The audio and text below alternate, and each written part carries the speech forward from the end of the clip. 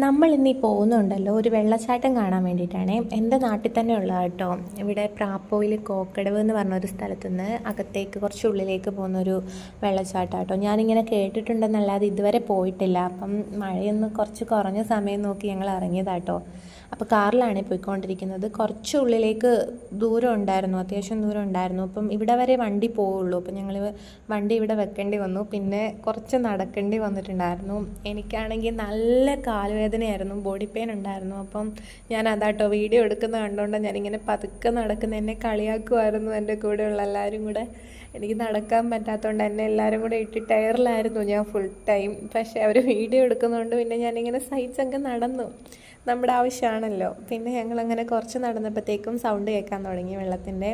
കുറച്ചങ്ങോട്ട് പോയപ്പോഴത്തേക്കും നല്ല അടിപൊളി വ്യൂ ആയിരുന്നു. അവിടെ കുറച്ച് കാടൊക്കെ പിടിച്ചിട്ടുണ്ട്. പ്രൈവറ്റ് ഏരിയ ആണെന്ന് തോന്നുന്നു, പ്രൈവറ്റ് പ്രോപ്പർട്ടി ആണെന്ന് തോന്നുന്നു. അതുകൊണ്ടായിരിക്കും അങ്ങനെ ക്ലീനൊന്നും ചെയ്യാണ്ട് കാടൊക്കെ പിടിച്ചിട്ടുണ്ടായിരുന്നു. പക്ഷെ നല്ല രസമുണ്ടായിരുന്നു.